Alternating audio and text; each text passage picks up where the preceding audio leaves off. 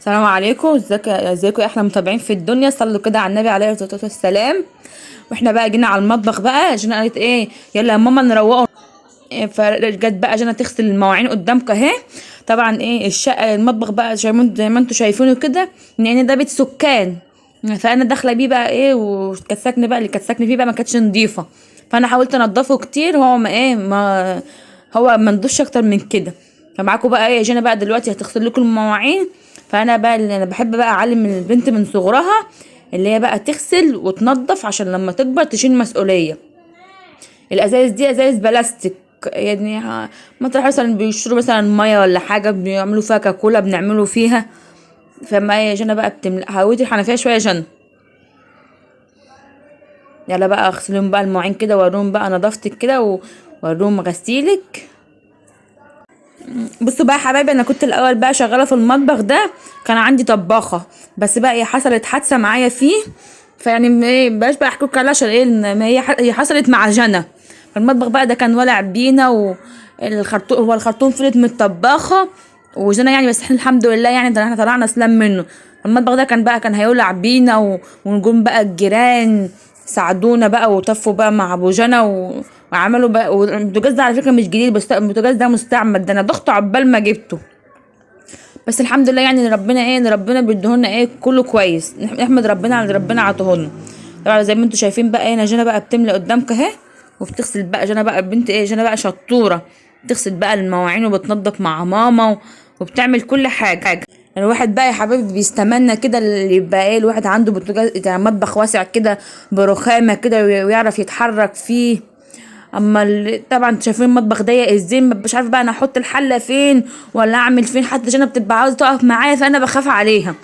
فادعوا لنا كده بدعمكم معانا ان شاء الله، ربنا يوسعها علينا كده ويكرمنا بمطبخ واسع كده. ادعوا لنا بقى. زي ما انتم شايفين جنى بقى دلوقتي بتغسل المواعين قدامكم. يلا بقى تبعتوا بقى لايكات واشتراك في القناه وتدعمونا عشان انا محتاجه دعم. زي ما انتوا بقى شايفين دلوقتي يا حبايبي، المطبخ عندي ضيق والحمام ضيق. فدلوقتي بقى لما بعوز اغسل حاجه بحتار اغسلها فين. فبضطر بقى اطلع اغسلها بقى في الصاله، اخد بقى جردل الميه واطلع اغسلها بقى في الصاله بره.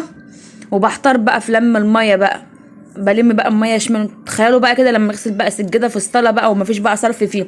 حتى المطبخ ولا بعرف اقف فيه اغسل سجاده، ولا بعرف، ولا الحمام اعرف اقف فيه اغسل ايه، اغسل سجاده. حتى لما اجي بصبن في المطبخ، ما بصبنش في الحمام عشان الحمام صغير، بصبن في المطبخ. كده يا رب يوسعها عليكم وعلينا كده اجمعين يا رب. تعونا كده ربنا يوسعها علينا كده. بس ربنا مش هيوسعها علينا الا بدعمكم بقى معانا كده، واشتراكوا في القناه وتدعموني عشان انا محتاجه ايه، محتاجه دعمكم معايا. والله هو كله نعمه وكله نعمه ورضا الحمد لله يعني على عطيته. بس ايه ادعونا كده ربنا يوسعها علينا كده ان شاء الله، بس بدعمكم معانا كده عشان احنا مش هنقبل الا بيكم. زي ما انتوا شايفين بقى ايه لو كان في رخامه كنت غسلت عليها. بس زي ما انتوا شايفين كده الحله بتاعه الحوض دي بتزهقني. علشان ايه ما بعرفش اغسل فيها، غير بقى ما بتغرق الدنيا بقى في المطبخ. عشان الحنفيه بقى بتغرق الدنيا في المطبخ. فهنا بقى كده عشان خلاص خلصت المواعين اهي، وهتخش بقى ايه على البوتاجاز. هتلاقي بره بقى يا مي. زي ما انتوا شايفين بقى كده عشان خلاص بقى ايه هتخلص اهي. طبعا ايه هتخش بقى على البوتاجاز. بس هي بترص بقى الازايز، قصي بقى الازايز حلو يا جنى كده، وعشان يقولوا عليكي ايه منظمه. بتعرف ترص الازايز ايه حلو. طبعا بقى انا كنت بقالي كام يوم سايبه البوتاجاز ده من غير ما اغسله عشان انا كان عندي دور برد. بس ربنا يعني يخلي عيالي بايه بيساعدوني وبيعملوا معايا. زي ما انتوا شايفين بقى شيلها حطيها يا جنى على الحوض هنا كده وسيبيها. وهاتي بقى الحله التانية وحطيها ايه، ماشي حطي دي في الارض. هاتي بقى الحله التانية وحطيها. زي حتى بصي يا حبايبي، بصي حتى من الضيق البنت مش عارفه تحط الحله مش عارفه تحطها في الارض. لو حطها في الارض هتجيب المحوط هيجيب عليها ميه. ما هو لو في رخامه كانت البنت حطتها عليها. بصي برضو المكان الواسع برضو حلو برضو. وادعوا كده ربنا يوسعها علينا كده. هو الحمد لله يعني، هو اولا الحمد لله على اللي ربنا بيدونا عطيته حلوه. بس بصوا اما هي واقفه، بصي واقفه مش عارفه تحطها في الدول، مش عارفه احطها فين يا ماما، احطها في الارض ولا احطها فين مش عارفه. يا ماما مش عارفه احط الحله دي فين، احطها لو حطيتها في الارض هتتبل، احطها فين؟ زي ما انتوا شايفين بقى بعد الحله اللي احنا اخترناها بقى، حطت بقى الحله في مكان بقى لانها مكان، فدخلت بقى على البوتاجاز تمسحه.